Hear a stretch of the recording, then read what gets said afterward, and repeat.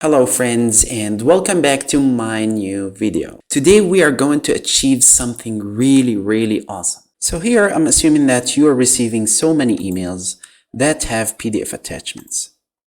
And you would like to extract the details of these files and arrange them nicely in a spreadsheet, right? So here I assume that these emails have invoices, and the invoice is having the date, the invoice reference, and the items of these invoices, as well as the subtotal, discount, tax rate, total tax, and the balance due.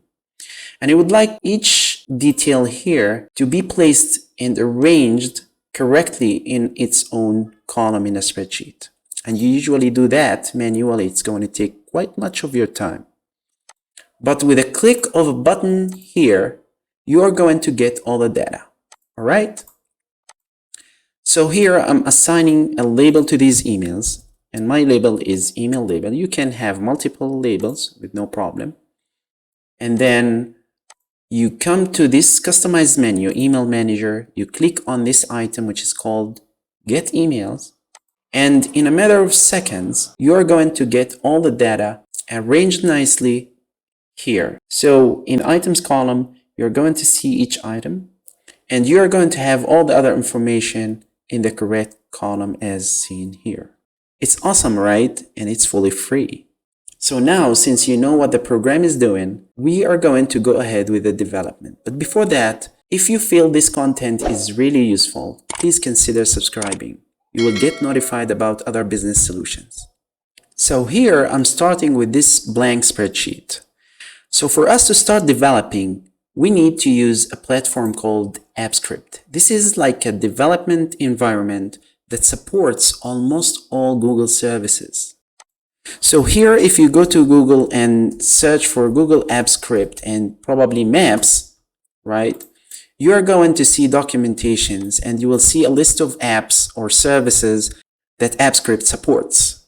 So here you can develop some programs for calendar, Docs, Drive, Gmail, Sheets, classrooms, and with this platform you are also able to connect with external services or external platforms and create awesome things like chatbots. Anyways, let's focus on what we are having now. So we go to extensions, AppScript, and this opens a simple editor where you can start typing your codes. Well, the first thing to do is to create our customized menu inside of our spreadsheet, right? And to be able to access all the functions for the spreadsheet, we are going to use something called SpreadsheetApp. This SpreadsheetApp manages all spreadsheet files inside of your drive. And the spreadsheet menus is one of them. Menus can be managed by using the user interface. So if you type get user interface, we are going to have all the user interface properties for the spreadsheet, right? So here we are getting the user interface, but we are actually doing nothing with it. So for us to use it later, we are going to save this user interface to a variable. So here I'm having a variable called user interface that has the spreadsheet user interface.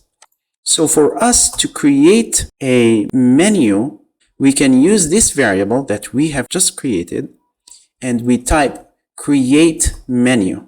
And this function is taking only one parameter, which is the name of the menu. Our menu is named email manager. You can name it whatever you want. And inside of this menu, we are going to add one item, which is named get emails. So the same way how we have files, format, data, tools, extensions, and help menu, these main menus have items inside of it. And that's what we are actually creating now. But when we click this item, which is get emails, we need to run a function. And the name of the function should be passed in the second parameter.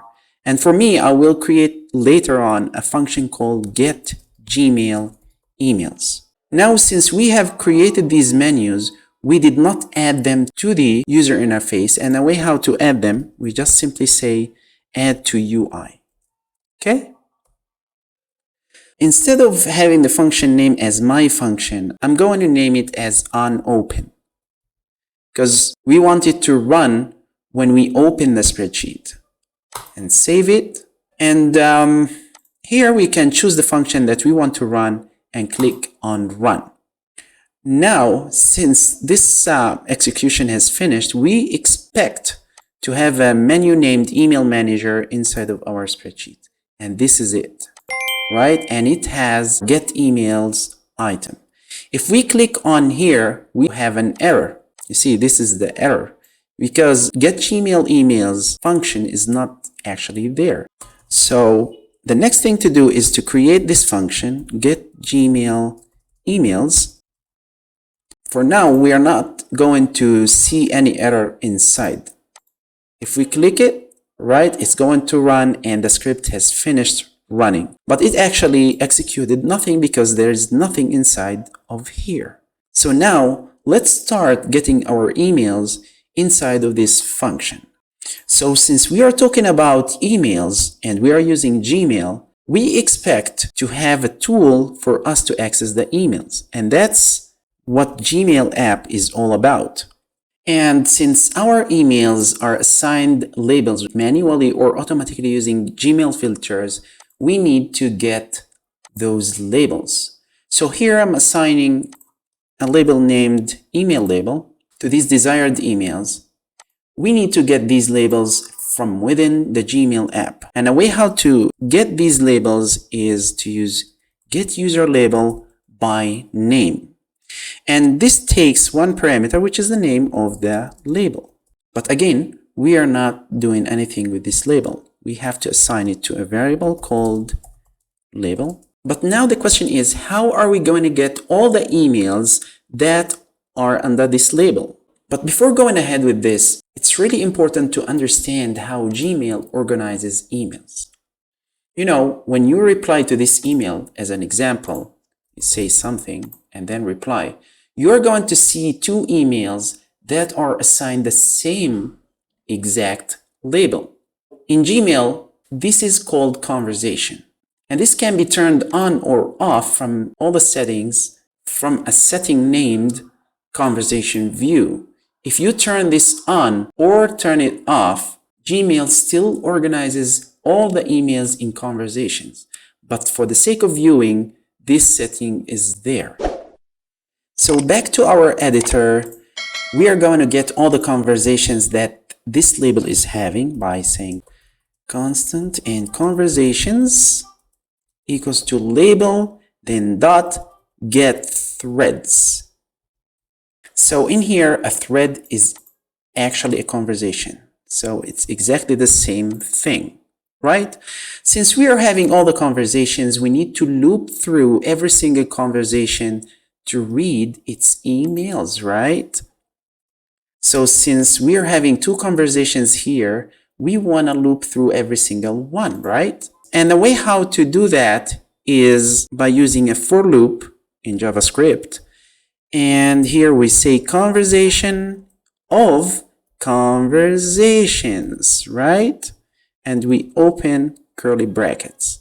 Between these two curly brackets, we can actually do whatever we want with these conversations, with every single conversation. And well, to get the first email, we can create a new variable called current email equals conversation and then dot get messages. Here, for every single conversation, we are having all the messages that are inside of that conversation. So suppose this is the first conversation, we are only having one message.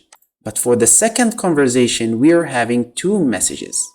So this get messages is going to have the two emails for the current conversation, right?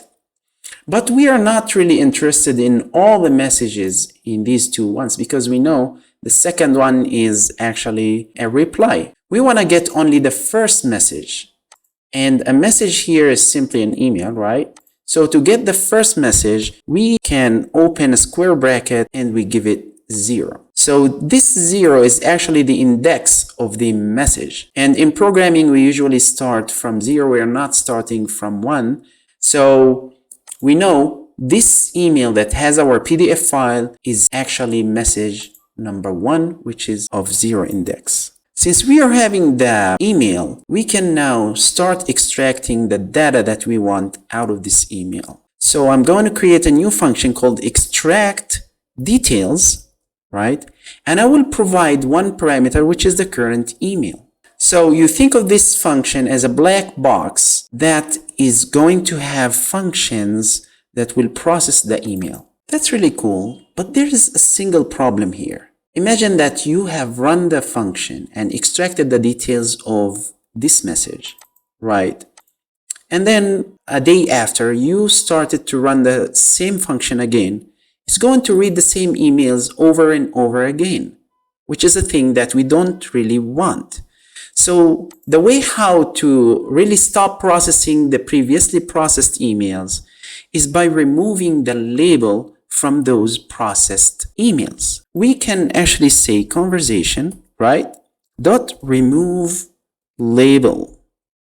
And we are going to tell this function what label we are going to remove, because every conversation can have multiple labels. But we want to remove only the email label, which is the one that we use for processing the emails, right? So this guarantees that previously processed emails will not be processed again. Cool. So now we are ready to implement this function, right? By creating it. Function extract details. But since we are passing this parameter to this function, we should also type the parameter name here. It can be a different name than this one, but yeah, for the sake of simplicity, I'm going to use the same exact name. All right, cool. Since we have actually implemented the function, here where action starts. The first info that we would like to get is the date when the email is actually received, right? So the way how to get this info is by typing current email.getDate. But we've got a typo error here. This one should be conversation, not really conversations, because we are processing here individual conversations, right? Each one after another. All right, so here we are getting the date when the email was sent. And the next thing that we want to get is who actually sent the email, right? And a way how to do that is by typing current email dot get from. And this is actually going to give us the sender name as well as the email. And for us to really change this array, because, you know, these two pieces of info are embedded inside of this one, we can convert this one to a single string by saying toString. However, you see here, we are actually getting these without really storing them in variables. So the way how to do that is by creating an object, which is like email data. This is what we actually want. And, you know, you can open curly brackets like this. We can say email data dot email date equals to this one. So this object is having a property or a field called email date that has this date of the email. And the same thing goes for the sender name, email data, and then we say sender, for example. So this sender is going to have the name and the email of the sender. And the next thing we want to get is the subject of the email, probably subject, right, is equal to current email dot get subject. And for us to test this function, whether it's really working or not, we can actually log this information or console.log, and we say json.stringify and email data. So you guys do not really need to worry so much about what this JSON stringify is, but it's simply changing the object to a string for us to see, right? So now it's time to really run this get Gmail emails for the sake of testing. But I'm going to run it in a debug mode by clicking on this one here, right? And now this message comes out. This is like a security or permission request, because currently we are using GmailApp, and this is actually requiring extra permission from your side to allow this script to access your Gmail account. You click on, but before that, let me change the name of the project here. It's untitled project. I'm going to take the name of this spreadsheet and place it here, rename, right? Then I click on debug, then click on review permissions. Then you need to click on your email, click on advanced, and then at the bottom link. Then this is showing you what things are going to be permitted for this script. So here it's reading, composing, sending, or doing anything with the Gmail account. Click on continue. All right, so you can see here that we are actually getting all the information correctly. Here the email date is coming in this format, and here's the sender name as well as the email, and we are also having the subject. And you can see that this script now is reading 2 emails, which is the 2 emails that we are having here, right? And by the way, you can actually see that this email is not having the label anymore, and the same thing applies here. Need to refresh. This is actually not there, but I don't know why it's still showing it here, because when you open it, you can't see the label here. And if you run the script one more time, right, it's not going to show anything because we processed the emails before. However, when you assign the same label again, right, so now these 2 emails are actually having the same label that we have in here. We click on debug, and then we are getting the data again, and the labels are removed one more time. You can check this one, it's gone, and it's also gone from this email. All right, cool. The other information that we want to get is the email content, right? And I'm going to say email data dot email content equals to current email dot get plain body. And this function is going to extract the body of the email as shown here, which is, hi Gary, let's help those in need. This, which is body. All right. And we can also test this one more time to see whether we get the body or not. All right, we are not getting anything because we don't have the label anymore. We assign it again. All right, come here, debug, and we are supposed to get the body as well. So as you can see here, we are having hi Gary, and these are just the line breaks. Let's help those in need. Awesome, right? It's really cool. But the objective now is to extract the PDF files and read them. So we have to create a new variable called attachments equals to current email. Of course, we are processing the current email. And then we say get attachments. Right? So this object here or variable is going to have all the attachments inside of our email. However, we actually know that the PDF file is the first file among the other files. I'm assuming that this email is either having one file or that the first attachment is a PDF file. And here I'm saying PDF file equals to attachments, and I'm going to get only the first email, and we already know that 0 means the first element. All right, since we are having the PDF file stored in this variable, what are we going to do with it? We are actually going to extract its data, its contents, and then process them to arrange them nicely in our spreadsheet. But I'm not really going to do all of the things inside of this extract details function. I will create another function to really get this info. So I'm going to say get PDF content, and I'm going to pass the PDF file as a parameter. So again, this is like a function that we have not actually created yet. So I have another function called, scroll down, okay, function and get PDF content. And this is going to have one parameter, which is the PDF file. And we open these curly brackets. All right, so now this function is going to be called and the PDF file is going to be passed, but it does nothing inside. In fact, there is no direct way to extract the contents out of the PDF file attachment. So we should use a workaround to achieve that.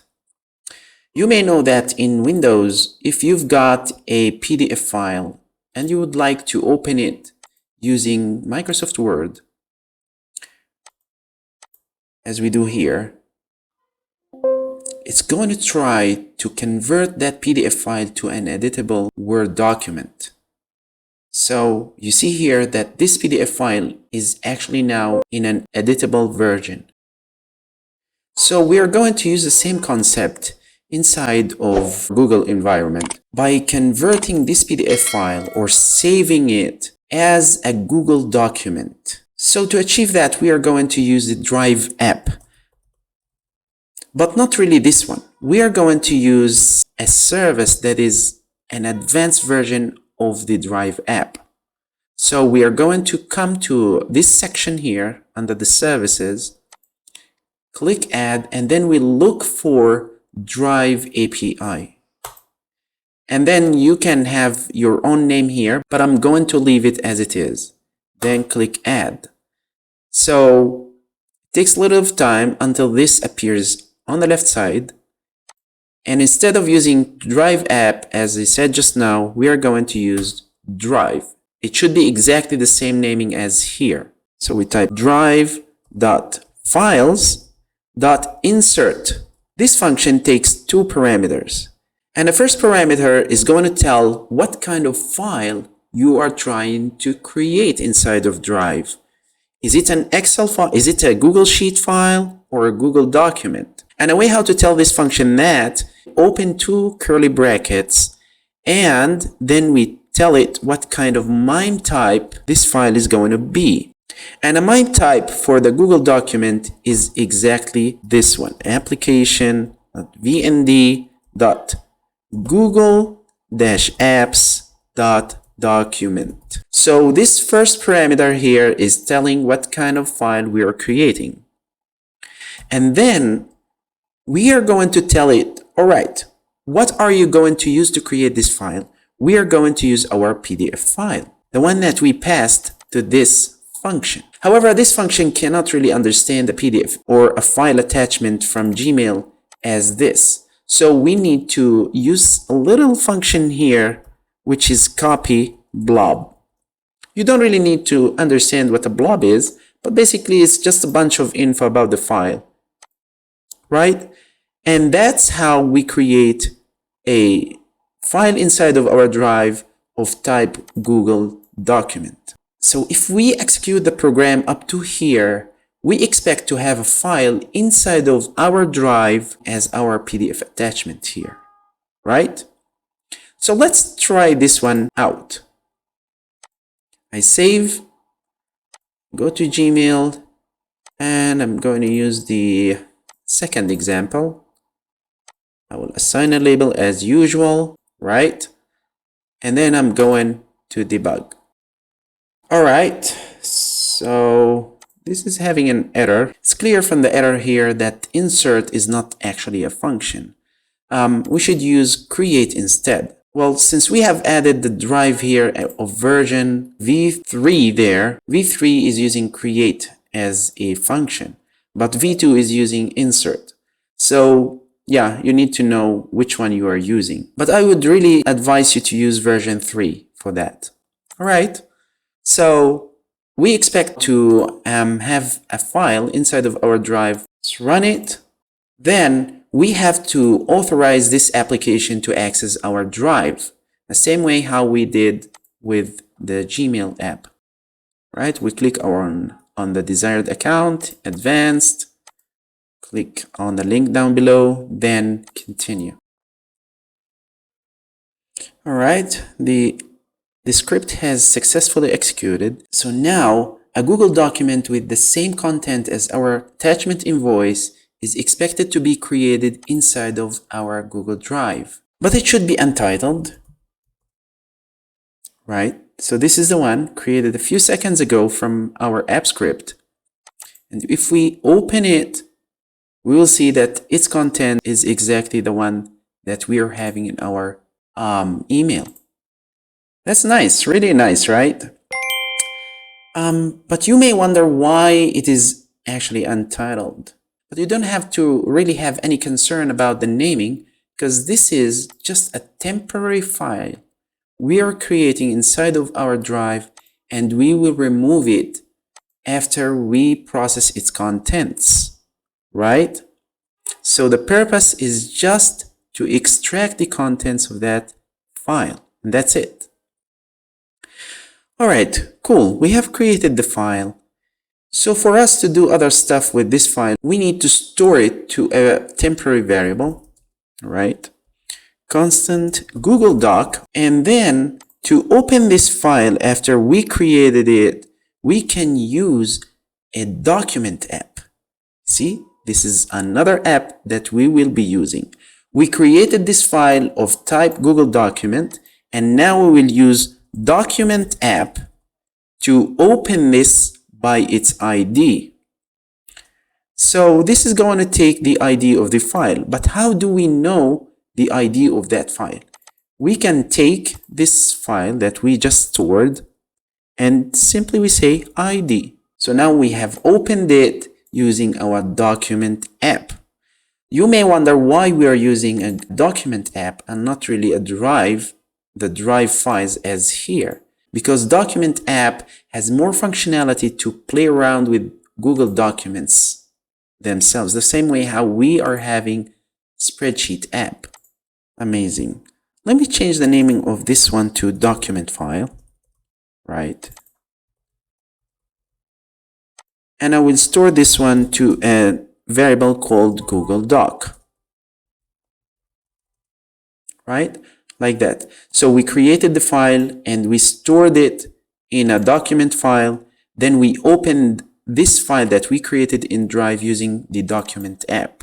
And this is actually going to return our document and store it in Google Document. So with this one, we can actually access some functions to extract or get the contents.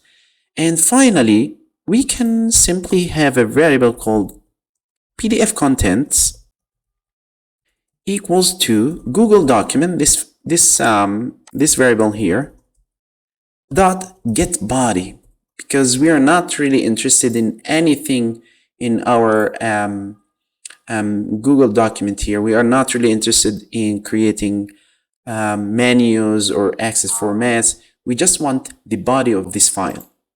So we are getting the body and we get only the text, because the body can have some images, right? All we need for the purpose of this program is the text. We can get images. You see, you have a lot of things in here. So all we need is just to get the text. That's it. So we know that this variable here is having all the texts that are inside of our Google document. Really cool. You remember that we called this function from extract details, right? We simply call it and all of the things here are processed and executed. But it does not really return anything. But we want the contents to be returned. So the way how to do that is by typing return PDF contents. That's it. So this function, when called, is going to return the contents to the function that is calling that function. So now I will store the contents of the PDF file as one of the email data fields. You remember we have email data, email date, sender, subject, email content. So here I will have another field dot PDF contents, right? So PDF contents field is going to have all the texts that are inside of our Google document. That's really nice, amazing. So now, since we are having this as a field inside of our email data object, the contents of the PDF file are supposed to be logged in our console. So let's test this one out. Okay. Debug. So we are having an error here because of the authorization to the DocumentApp, same way how we have done with the GmailApp as well as the DriveApp. Grant this permission. As you see that this app is now going to see, edit, create, and delete the Google documents. So we grant this permission and the program is running. And you see the contents of the PDF file are logged inside of our console. Amazing. So you will see all the items of the invoice, the subtotal, and all the things inside of the file. That's really cool.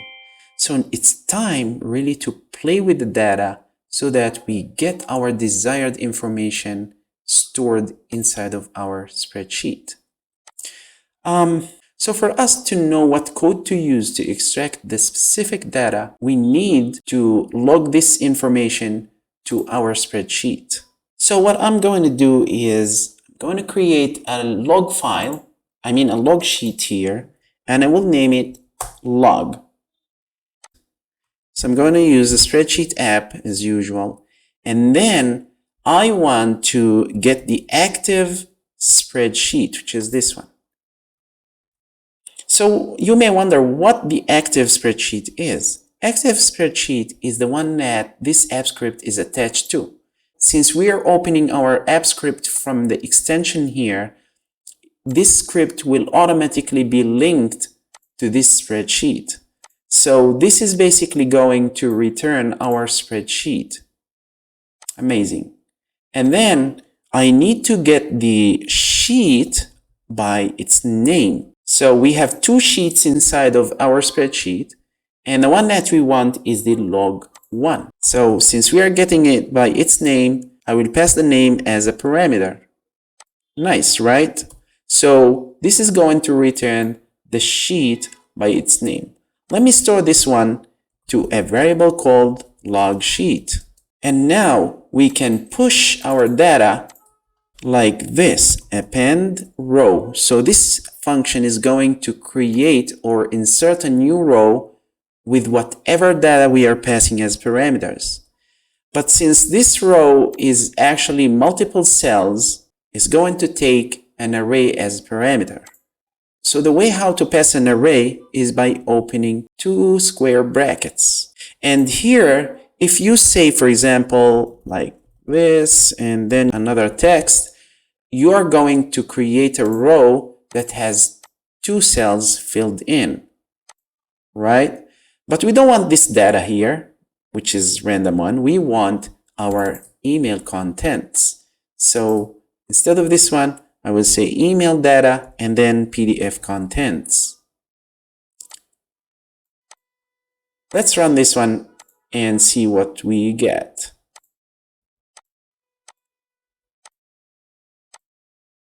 Okay, run.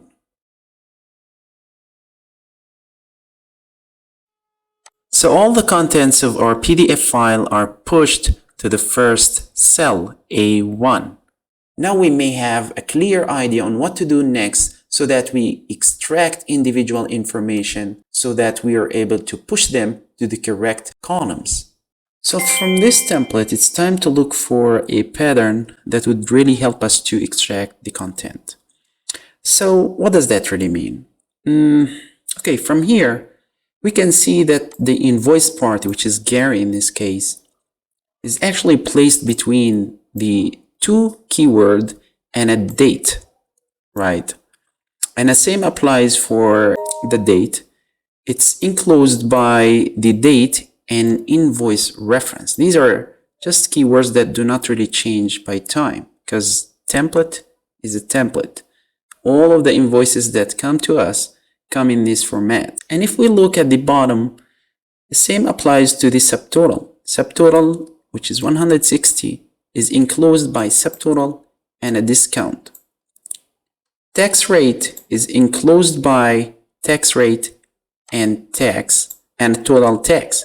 So these are the keywords that we need to track so that we are able to extract the desired information. Wow, 35% tax. That's why I hate governments. So keeping that in mind, since we are having the contents as this, we would really need to use a method which is workable and stable enough to track the keywords that we are having so that we are always getting the items that we want or the details that we want, right? And one of the best things that we can use is something called regular expression. So let's keep going from what we are left with. We know email data is having all the details, right? And email data.pdf contents is having the contents of the PDF file, right? So now I want to extract the invoice party by adding a new field to this object, which is called Invoiced Party, which is in the case of this email is actually Gary. Or if we go to our spreadsheet, it is this one. And we can see that it's between the 2 and a date as we discussed earlier, right?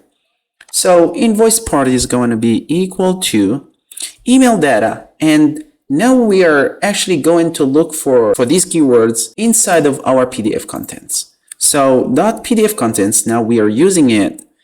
And there is a magical method called match. And this magical method is going to match our texts against a regular expression. I don't want you to really get deeper into what regular expression is, because all we need to do is just to know how to use it so that we get our info. And this is the regular expression that we are going to use. It may look a little complicated, but it is not. So this is our regular expression. It means that we are going to look for the to keyword, and then it's going to take any text after until we find date. This is what this regular expression simply means. And since our email may have, in case, may have multiple matches of this match function is going to return an array. And to convert this array to a single text, we can simply say to string. We know that this is going to return one match because our email template is having just that match only to get Gary. All right. We are actually going to get Gary stored in our field, which is invoiced party. Let's continue with getting the invoice date. So we are going to say email data dot invoice date equals to email data dot pdf contents dot match, and we copy paste the same code from the previous line. And looking back at our PDF content, we can see that the date is between date and invoice reference, right? So we take the date instead of 2, right? And we paste invoice reference here. So nice, this is going to extract our invoice date for us. That's cool. How about testing now? Let's test it out. All right, I'm going to save and assign a label to our email as usual, and then debug. All right, as you see here, invoiced party is Gary, and we are also having invoice date as the date, which is cool. But you can see that there are leading and trailing spaces here, right? And a way how to remove these is by a simple function called trim, right? So trim. So this is the way how we get only the data without the leading and trailing spaces. Next, we are going to extract the invoice reference, right? Interesting. So we are having email data dot invoice reference equals to email data. We're going to use the same exact code as before. Then we go to our contents to see where our invoice reference is placed. So we can see that it's placed between invoice reference and number keywords. So we are going to change our code to, instead of date, we take invoice reference and then we take number. All right, cool. Next, we are going to extract our subtotal. All right. And for the case of our subtotal, it's placed between subtotal and discount. So all you need to do is just to replace these keywords with your desired ones. And I'll take discount, place it instead of number. It's cool. I don't need the dot here. And next, I'm going to take the discount amount. All right. And discount is actually between discount and tax rate.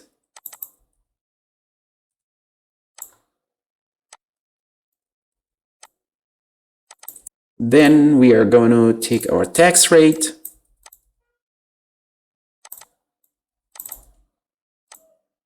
And our total tax.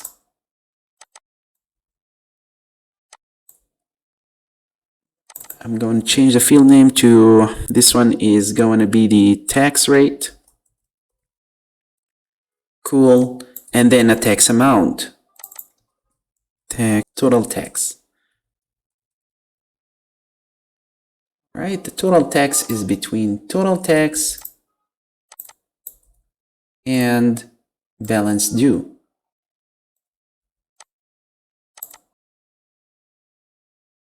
And finally, we are going to extract the balance due. Balance due. I'll replace total tax with balance due. And keyword that comes after the balance due is authorized signature. So I'm going to take authorized as my next keyword.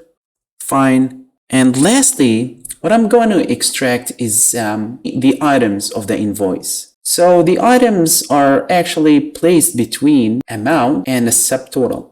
So this is item number 1, item number 2, 3, and this is the item description, and this is the item amount. So if we take amount and subtotal as our keywords, we are going to get all of our items stored in one single field.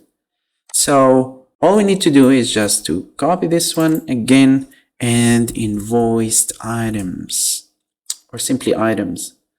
All right, and here we are going to change the first keyword to amount and the second keyword to subtotal. Nice. So up to this point, we have stored all of our items and details in an object called email data. Let's test this one again, this email, by assigning the label another time. All right, and then we debug. Hopefully it's going to work. All right, sounds really good, right?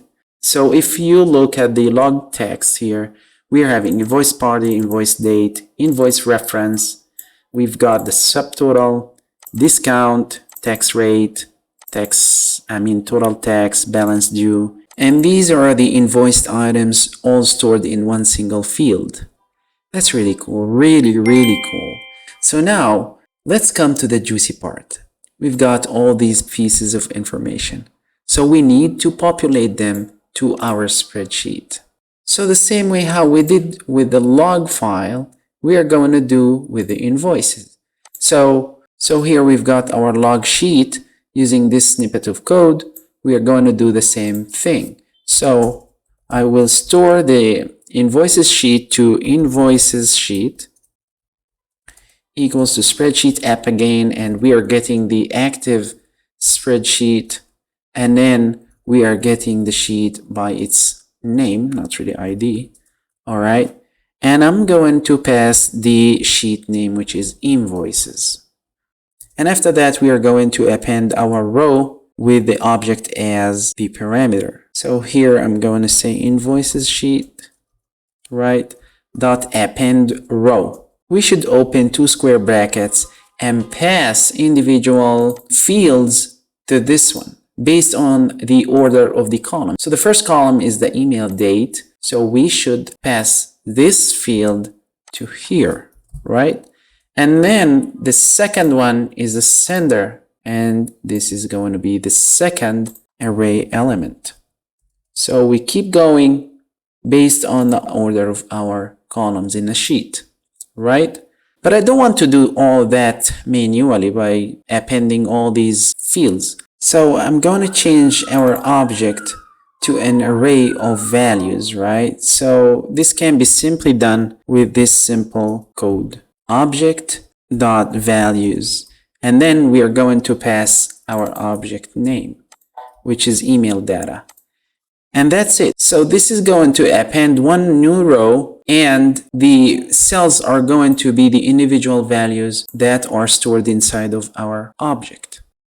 Let's test this one out. Okay, so I'm going to assign a label to this one again. And I'll run it. Let's see if that's going to work or not. All right, nice, right? So all of our details have been pushed to the spreadsheet and arranged nicely, and that's the goal of the whole video. Isn't that really nice? That's really, really cool. So now, if we return to our two emails and assign the same label to both of them, we expect that both the emails attachments will be pushed to our spreadsheet. Run again. We'll see two rows filled with the correct information. This is the first one, and the second is going to come soon. Yes, it is here, right? If we expand, we'll see that all data is pushed correctly to the specific cell. We really achieved it. Congratulations, guys. But before stopping there, let's clear the extra codes that we do not really want, like the logging ones, right? And we are actually ready to use the customized menu here because this one is simply going to execute the get Gmail emails function that we implemented here, right? So let's test this one out. Assign in a label to the same emails, and we come to this customized menu. We are getting the emails and see whether the emails will be pulled to the spreadsheet here. Yeah, so we see that they are coming as usual. We expect that. We are ready to remove the log sheet. We no longer want it. I understand this is a long tutorial, but since the beginning, I wanted to make it as simple as possible because I know you guys mostly are business-minded people and do not really have good programming skills, probably. And you know, guys, this code is lacking error checking because I wanted to make it as simple as possible. And if you need help, please drop me an email or send me a message. And anyways, I will create a blog on my website called codewondo.com. You may check it out. It's going to be one of the posts here explaining all the things as a blog, which may be useful to you. And I'm also going to publish this code to my GitHub account. You may check the descriptions for the links.